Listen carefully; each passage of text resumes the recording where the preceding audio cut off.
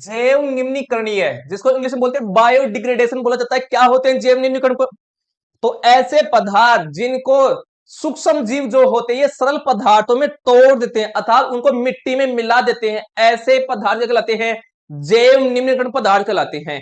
जैसे वे पदार्थ जो जैविक प्रक्रम द्वारा अर्थात सूक्ष्म जीव वगैरह जो क्रिया करते हैं अपनी एंजाइम की सहायता से उनको सरल पदार्थों में तोड़ देते हैं तो वो अपघटित हो जाते हैं, जैव निम्नीकरण पदार्थ कहलाते हैं। जैसे आपका कागज है, कागज लंबे समय तक जब पड़ा रहेगा तो ये सूक्ष्म जीव द्वारा तोड़ दिया जाता है। जैसे लकड़ी है, लकड़ी भी क्या है, जैव निम्नीकरण पदार्थ है। इसके अलावा कई और है, मान लीजिए केक वगैरह हो गया है, नींबू का रस हो गया है, नींबू का रस और साग सब्जी के छिलके, ये क्या होते हैं, जैव निम्नीकरण पदार्थ होते हैं। अब है आपका अजैव निम्नीकरण पदार्थ, नॉन बायोडिग्रेडेशन कहा जाता है इनको इंग्लिश में, ठीक है।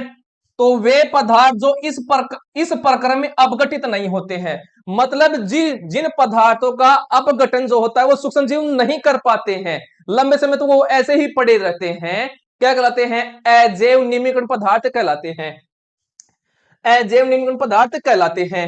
यह पदार्थ सामान्यतः अक्रिय होते हैं, इनर्ट होते हैं, लंबे समय तक पर्यावरण में बने रहते हैं अथवा पर्यावरण के अन्य सदस्यों को हानि पहुंचाते हैं। फॉर एग्जाम्पल देखिए आपका प्लास्टिक है, प्लास्टिक प्लास्टिक जो होती है ये कभी जो होती है सूक्ष्म जीवों द्वारा नष्ट नहीं होती है, मतलब अपघटित नहीं होती है, क्योंकि सूक्ष्म जीव के एंजाइम इस पर कार्य ही नहीं करते हैं। इसलिए ये क्या होती है, भूमि को क्या करती है, नुकसान पहुंचाती है अर्थात भूमि को बंजर कर देती है।